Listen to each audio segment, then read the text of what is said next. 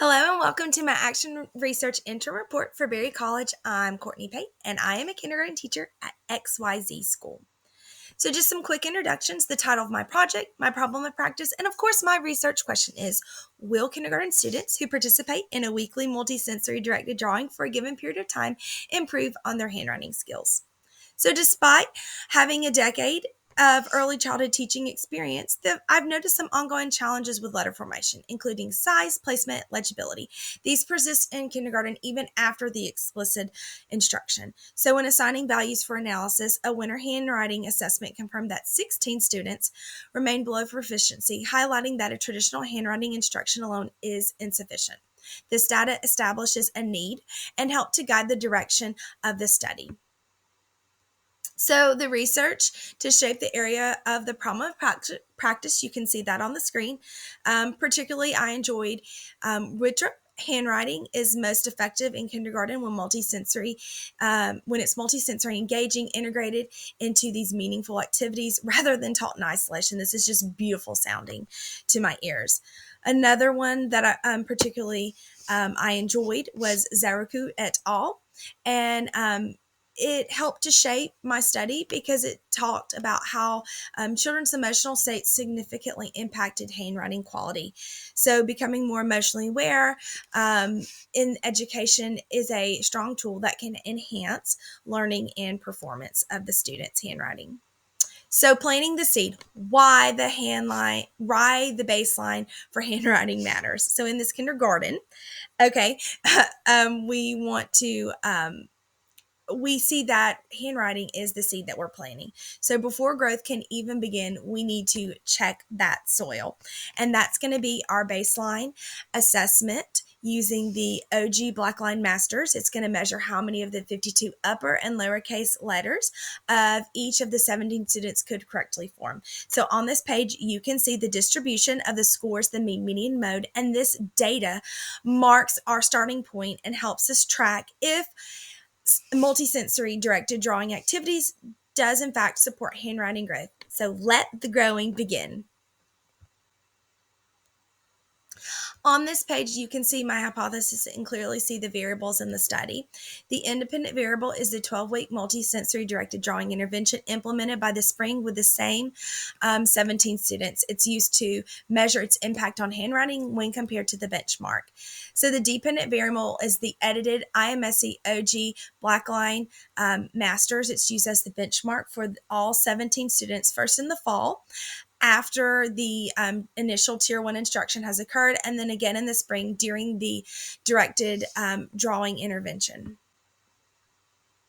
Looking more at the design, the study included some key theoretical operational definitions as well, but I'd like to focus on the operational definition of handwriting assessment. The house paper tool, as I affectionately call it, was used to evaluate handwriting accuracy, sizing, and placement with the developmentally appropriate allowances for those letter reversals.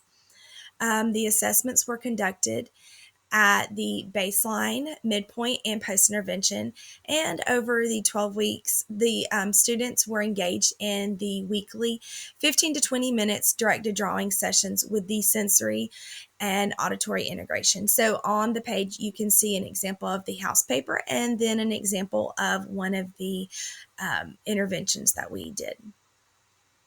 The project followed a very structured timeline beginning in the fall of 2024, and it identified the problem of practice, reviewing the literature, defining the variables, and drafting the research proposal. After collected the baseline handwriting data in December, the 12-week intervention launched and kicked off in January of 2024, and that featured the weekly directed drawing sessions that I showed you example on the previous screen. So throughout the spring, the students worked hard, gathered those samples with the parent surveys and the observational notes that were also collected, with the midpoint assessments in February and final assessment in April. In May, all the data will be analyzed and the research finalized and presented in orals in the fall. This was a mixed method study that combined both quantitative and qualitative data to help answer my research question of will kindergarten students who participate in a weekly multisensory directed drawing intervention improve their handwriting skills. The quantitative data tools included assessments, and my favorite was the developmentally appropriate Likert scale with smiley faces for the non-readers. Qualitative data such as parent feedback and field notes, work samples are still being collected at the time. Data was analyzed using Excel to track growth patterns and also identify themes. Due to time constraints, though, whole group assessments were shifted from weekly to biweekly to enhance parent input. One-on-one interviews are also planned during upcoming conferences for families who didn't respond to those initial questionnaires. I would like to share the progress and achievement thus far. So this bar graph shows the quantitative baseline handwriting data, and it was collected from an initial handwriting assessment evaluation, evaluating students' ability to correctly form the upper and lowercase letters. So just from this one data set came some extremely useful information to help guide the research along. Firstly, I'm sharing some key findings with the baseline handwriting data of the mean, median, mode. You can also see some key observations that I made and some of the inferences from the data sets. Another quantitative source I used was a kid-friendly Likert scale with emojis and numerical values. Based on my experience, these younger students, I needed to keep it simple with just one question. How well can you write your letters? And this bar graph shows the pre and post intervention rates that the students perceive their handwriting ability to be. And the comparison of the different mean, median, and mode shows the results that did demonstrate a very clear positive shift in the students' self-perception of their handwriting ability after their intervention. Also, to highlight progression in the interim study, I included some qualitative data from the parent questionnaire presented in a chart reflecting their thoughts on their child's handwriting abilities. You can see a summary of the parent questionnaire results below, but only 7 out of the 17 families responded, and most of the parents rated their child's handwriting as average or somewhat neat, which wasn't always in line with what the student's perception. And it also showed me that this low signal response of rate, it signaled to me that a need for a stronger family engagement.